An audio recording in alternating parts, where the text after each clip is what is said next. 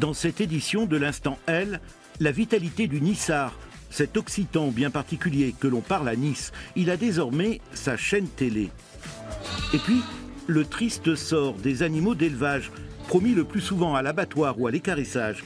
En Ardèche, un refuge les recueille et les soigne, une initiative rare. Mais pour commencer, l'histoire de Yannick, atteint à 13 ans par la maladie de Lyme, cette maladie bactérienne transmise par la tique. 11 mois d'enfer retrace sous sa plume son calvaire de patient que les médecins refusaient d'entendre.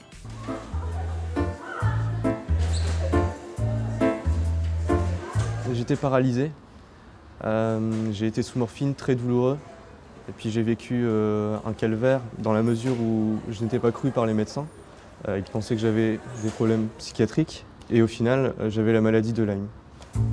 Une infection transmise par une piqûre de tique, encore trop mal diagnostiquée et prise en charge. En 2013, Yannick Schran a 12 ans lorsqu'il tombe malade.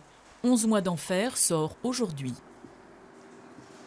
Ce dernier hôpital était la seule chance de m'en sortir vivant, et quelques jours plus tôt, nous misions encore tous nos espoirs dessus. Mais maintenant, en prenant l'ascenseur vers le nouveau bâtiment qui m'est imposé, ma vie m'apparaît comme une corde qui se consume sous l'effet du feu de l'enfer où je m'apprête à entrer. Un livre coécrit avec sa mère, dans lequel il raconte son dépérissement physique, jusqu'à être interné sans comprendre, en psychiatrie. J'en tire une force qui m'aide à avancer dans la vie, et aujourd'hui j'ai repris une vie quasiment normale. Et je pense que ça m'a aidé à prendre en maturité aussi. Après 5 hospitalisations, c'est à l'hôpital de Garches que se trouve le chemin de sa guérison. Un soutien sans faille de sa famille. Yannick, 17 ans, aujourd'hui est en première S au lycée de la Malassise. C'est ce qui m'a donné la vocation en fait, d'être médecin. Mis à part le fait que durant mon parcours, les médecins ne me croyaient pas et ne faisaient pas preuve d'empathie et d'humanité. Les médecins que j'ai pu rencontrer après, qui m'ont soigné, eux faisaient preuve d'énormément d'empathie, et c'est ce qui a participé d'ailleurs à ma guérison. Un ouvrage édité à 10 000 exemplaires qui lui a permis de se détacher de ses douleurs. Maintenant, il est temps d'écrire un nouveau chapitre en laissant celui-ci de côté, sans pour autant l'oublier complètement, car il fait partie du plus beau des livres, la vie. Les refuges pour chiens ou chats sont nombreux, mais les animaux d'élevage, en revanche, finissent à l'abattoir, au Teil, en Ardèche. Un jeune couple a ouvert un refuge pour ces bêtes dites de rente qu'il recueille et soigne. Quand Clément arrive à la maison, l'accueil est sonore. Thunder attend sa tétée, elle doit lui être donnée toutes les 6 heures. L'agneau est encore en convalescence et a besoin de beaucoup d'attention. Rien à voir toutefois avec son état à son arrivée au Teil. Il pesait moins de 5 kilos, il était très affaibli, il était extrêmement déshydraté, on a dû le mettre sous perfusion. C'est une jeune bordelaise qui a découvert l'agneau dans un fossé en bordure de route. Elle a cherché un refuge pour animaux d'élevage, mais il en existe une poignée seulement en France, dont celui tout juste fondé par Clément et sa compagne Émilie. Il rejoint 5 brebis qui vivent dans le refuge depuis 1 an et une 6e, arrivée hier, bien mal en point. Pour ces animaux dits de rente, il n'y a pas de retraite en général. S'ils sont en bonne santé à l'abattoir, et s'ils ont le moindre problème de santé, s'ils ont eu des traitements antibiotiques trop forts ou à l'équarrissage.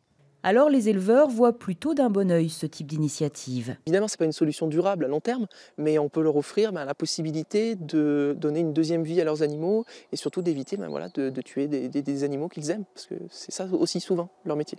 Clément et sa compagne proposent des parrainages pour aider à nourrir et soigner les animaux. Ils prévoient aussi d'agrandir le refuge au printemps par le biais d'un financement participatif.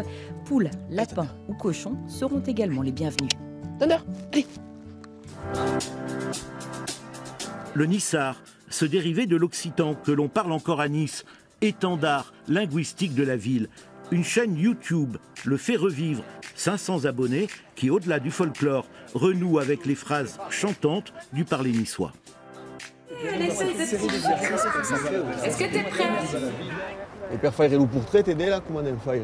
Quand ces trois-là se retrouvent, c'est souvent dans le vieux Nice.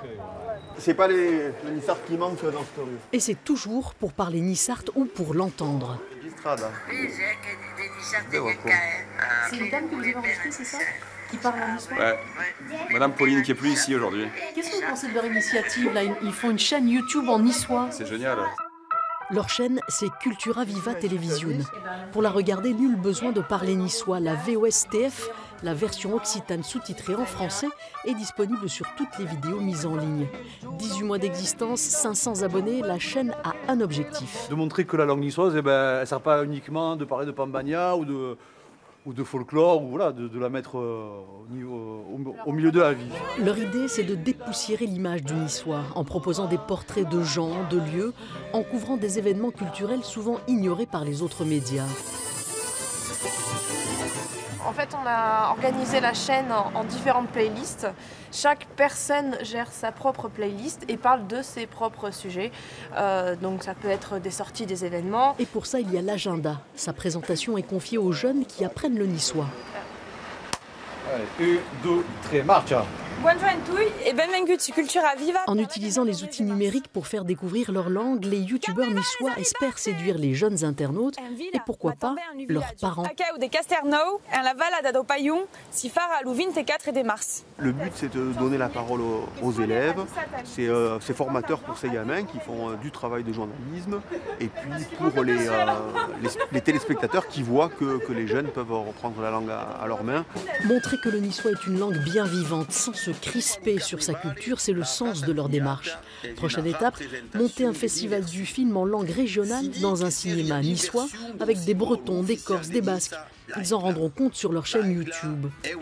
Au fait, on leur a demandé, YouTube en niçois, ça se dit YouTube ou Lutubu. Ciao, viva!